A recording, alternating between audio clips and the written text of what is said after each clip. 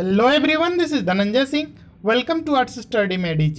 As you know that we have started history series of class 7th. This is the third lecture of chapter 2nd, that is New Kings and Kingdoms.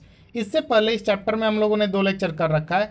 अगर आपने पिछले दोनों lectures को नहीं देखा है तो डिस्क्रिप्शन में आपको प्लेलिस्ट का लिंक मिल जाएगा, वहाँ से आप पिछले दोनों लेक्चर्स को एक्सेस कर सकते हैं। पिछले लेक्चर में हम लोगों ने डिस्कस करा था कि उन जो नए राजा बने और जो नए नए राज्य बने वहाँ का प्रशासन कैसे चलता था, एडमिनिस्ट्रेशन कैसा था, कैसे चलता था, उसको हम लोगों ने पिछले लेक्चर में डिस्कस कर रखा है।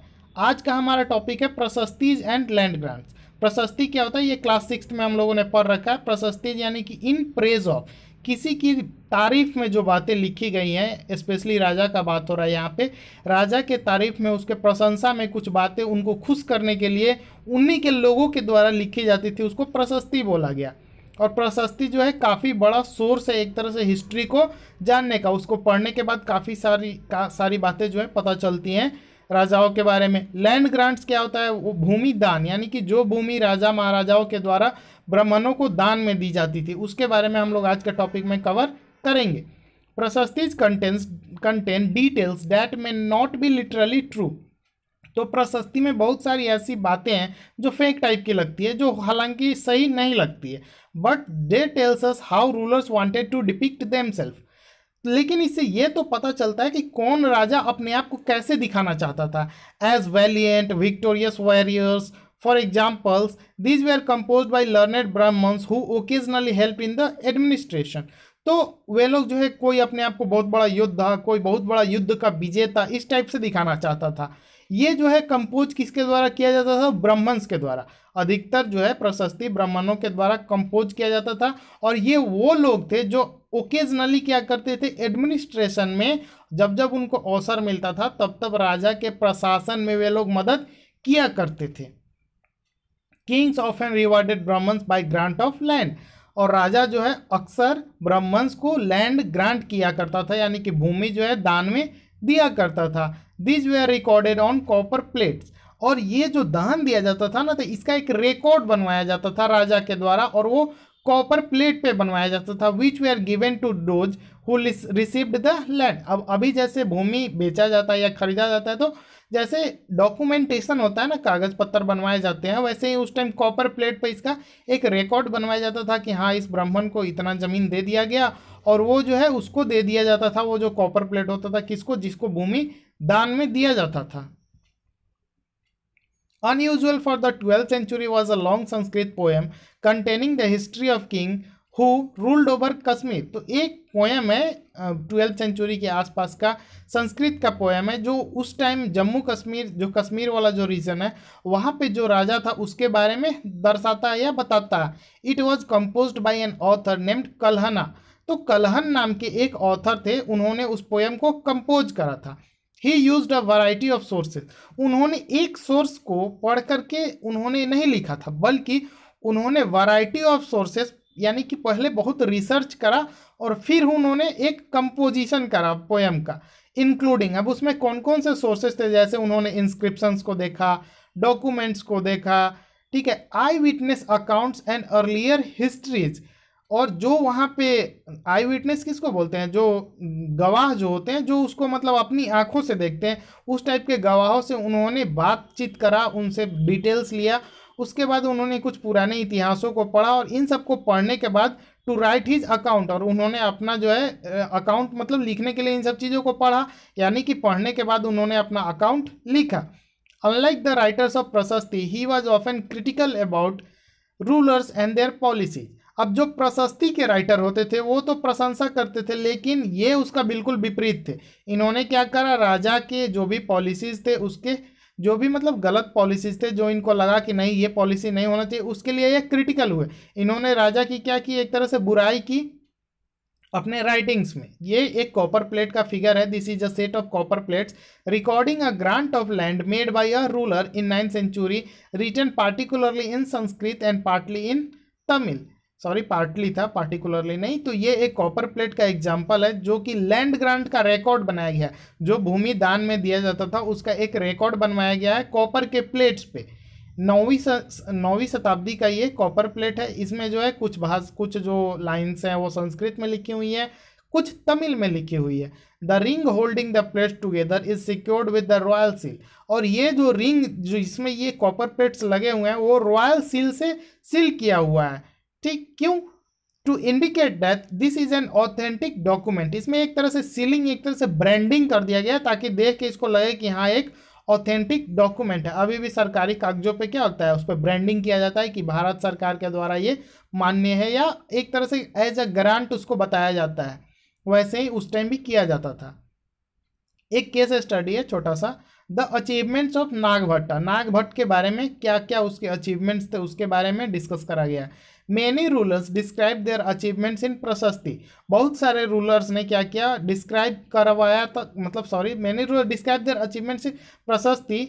वे लोग अपने प्रशस्ति में अचीवमेंट्स को क्या करवाते थे, डिस्क्राइब करवाते थे। यू रीड अबाउट प्रशस्ति of Gupta ruler Samudragupta, last year 6 में हम लोगों ने पढ़ रखा है गुप्ता रूलर समुद्रगुप्त के प्रशस्ति के बारे में। उसमें कुछ ज़्यादा ही बढ़ा चढ़ा करके लिख दिया जाता है प्रशस्ति में, ये आपको पता होगा।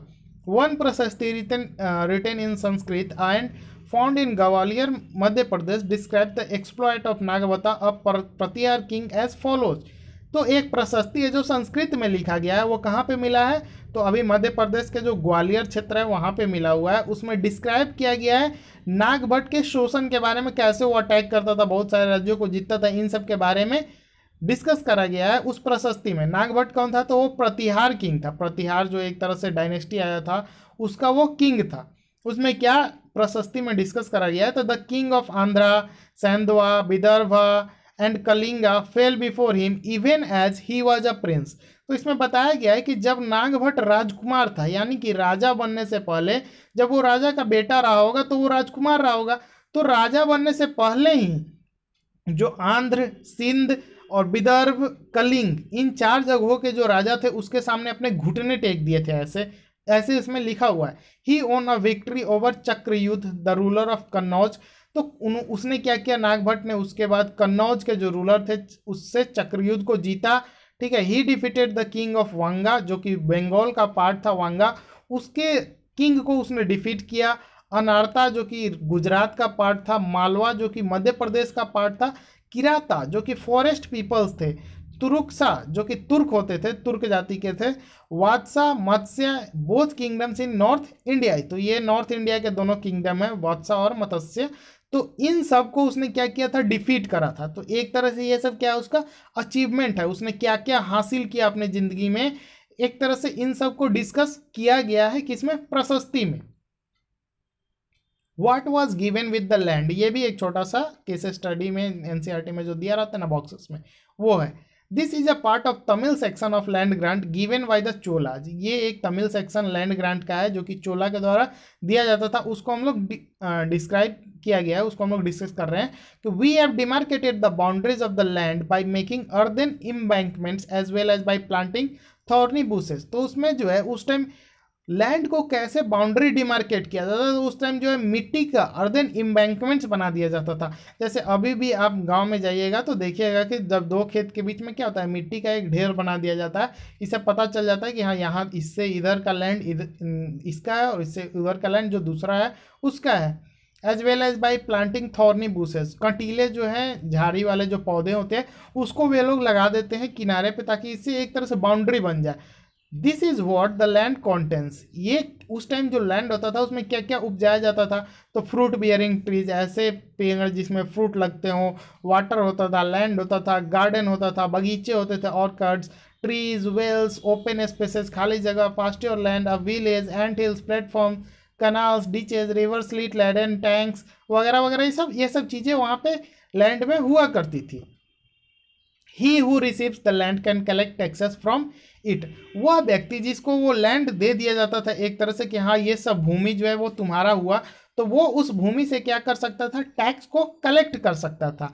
ही can collect the taxes imposed by judicial officers as fine. वो जो है जुडिशियल ऑफिसर्स के द्वारा टैक्स इम्पोज जो किया जाता था उसको वो कलेक्ट किया कर सकता था एज अ फाइन, फाइन के रूप में। और वो टैक्सेस किस किस चीज़ों पे लगती थी, तो टैक्स ऑन बिटर लीव्स, पान के पत्ते पे टैक्स लगता था। डेट ऑन वेबन क्लॉथ, जो कपड़े बुने जाते थे उस पर टैक्स लगते थे। As well as on vehicles, जो उस टाइम जो वाहन होते थे उस पर टैक्स लगते थे। अब उस टाइम ऑडी मर्सिडीज नहीं होता था, ठीक है, कैरावंस हुआ करता था। कैरावन का आप फोटो गूगल करके देख लीजिएगा। टांगा आप समझते हैं ना, टांगा ब्लॉक कार्ट के ऊपर एक टांगा टाइप का जो बना दिया जाता था, उसको आप समझ सकते हैं, उस टाइम का व्हीकल वही होता था।